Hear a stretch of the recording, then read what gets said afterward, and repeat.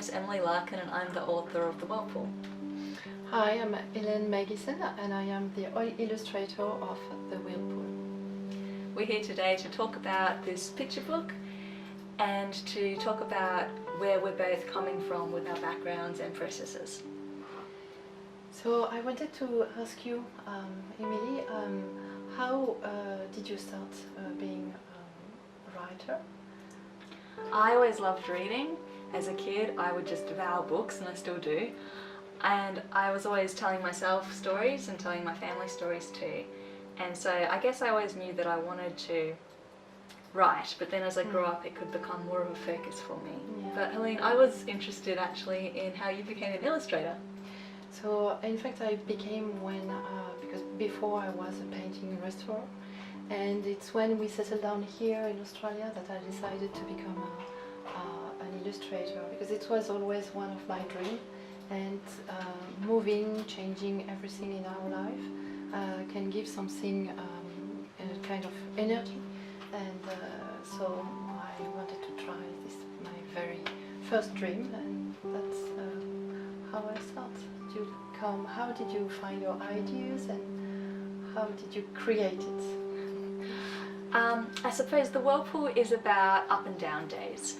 It's about feeling all of the joy of living vividly, of having those real highs, but also experiencing sadness and loneliness and just the whole spectrum of emotions that someone can go through. And the bear in the story, he does experience shifting emotions, but after his hard times there's the return of hope. And so the Whirlpool is supposed to be teaching someone to remain hopeful even when things seem tough. Yes. As the illustrator, how was it working on the colour scheme of this book, and how did you convey the shifting emotions in that way?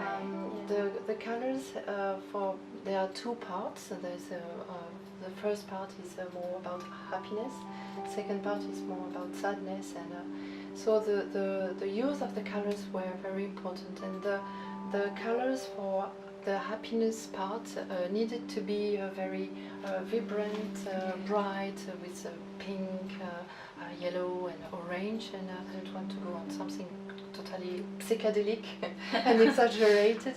And after, on the second part, it's much sad, it's a little bit more sad. So I went in some blue and not too much grey and black, but more blue and green and cold blues, and same thing, I didn't want to go on something too dark and too strong, because to make it too much depressing. It's actually called The Whirlpool because it's supposed to be about getting swept up in emotions, and so that's really what we were tackling here, the dichotomy between happiness and despair. And I think that we've managed to talk about emotional stability in this project. Yes, I really loved the possibility of all this symbolic aspect we could give to this book. Well, thank you for talking with me, Helene, about our story, The Whirlpool. It's been lovely working together and working with the Wombat team. I hope that we've been able to explain to viewers a little bit about our story, and I hope that readers use this to think about how they interpret the world around them. Thank you for watching.